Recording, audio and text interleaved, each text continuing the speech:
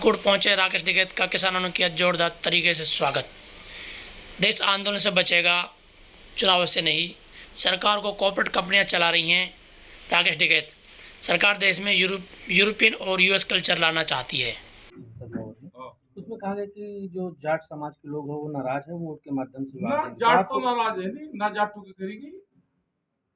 संविधान में किसी भी जाति की मजाक करना, मिक्री करना संविधान में दिया ही नहीं गया कि इस जाति की कर नहीं सकते। जाट की तो कर सके, ठाकुर भी कर सके, ब्राह्मणों की भी बहुत होती है, ऐसी की भी होती है, सबकी होती है, जाट समाज की भी होती है। लेकिन अगर राष्ट्रपति की हुई है तो भाई कानून है उसके लिए, कानून अपना काम करे। एक जाति को टारगेट पर लेके ये काम करना वो गलत है। उस जाति में से वोट तलाश कर रहे हैं, मतलब राष्ट्रपति से भी कितनी वोट मिल सकती है। संविधान में तो सबकी कर सकते हैं ना, सरदारों की करते हैं कि भाई 12 बज गए, तो सबकी करते हैं, ब्राह्मणों की भी करते हैं, ठाकुरों की भी करते हैं, सबकी करते हैं, ऐसे जाट समाज की भी करते होंगे। ओलंपिक खेल के जो खिलाड़ी थे वो भाजपा सरकार कहती है कि बेटी बचाओ बेटी, उनको न्याय देंगे हम, लेकिन ओलंपिक खेल के खिलाड़ी हैं वो अभी उनको न्याय नहीं मिला। उन्हें एक नए संन्यास तक लेने की बात कह दी है। तो आपकी नज़र से क्या लगता है कि वो सरकार इनको न्याय नहीं दे पा रही? उन्होंने 6 महीने आंदोलन चलाया, उसकी कोई जांच भी नहीं हुई, क्योंकि वे सरकार के लोग थे जिन पे एलिगेशन लगाया। खेल में भेदभाव होता है और जो लड़कियों ने कहा वो बिल्कुल हकीकत होगी, उसकी जांच होनी चाहिए। इसलिए उन्होंने अपने पदों से संन्यास लिया। उनके जो पदक थे वे उन्हें प्रधानमंत्री के घर के बाहर वो उनको दे का डोनेट करे, उनके वहां रख जाए, तो नाराज होकर करे। उनको ये लगा कि हमारी बात की सुनाई नहीं हो रही, तो इसलिए उनकी नाराजगी जायज है। इसका राजनीतिकरण होना क्या लगता है, कितना सही है आपको? राजनीतिकरण तो सरकार करती है सारी चीज। खिलाड़ी ने तो कोई राजनीतिकरण नहीं करा।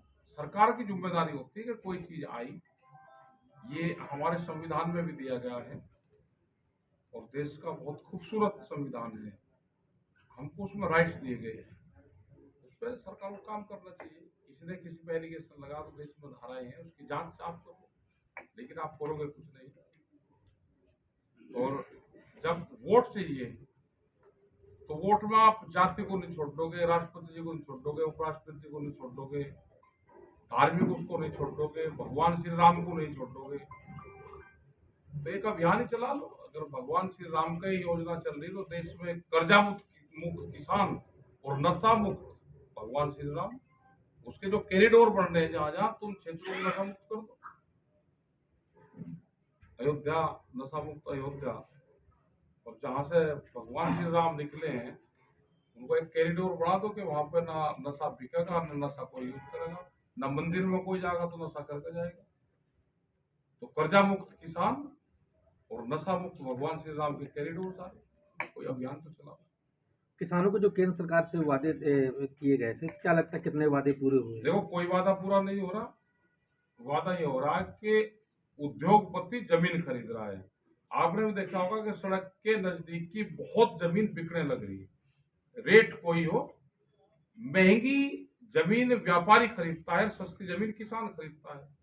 जैसे जमीन महंगी होगी तो किसान बेचेगा, उसके हाथ से जमीन जा रही है।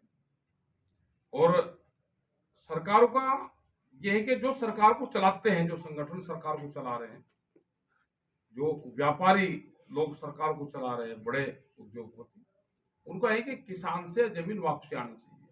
क्योंकि जमीन तो राजा महाराजाओं की उनकी थी, जमीन तो रजवाड़ों की थी, ये वापसी आए थे, जमींदारों के पास में जमीन वापसी आए। लेकिन नए जमींदार देश में पैदा हो रहे, उन पर जमीन जा रही। ये जमीन कैसे बचेगी, आने वाला संघर्ष। तो कैसे आईना दिखाएंगे?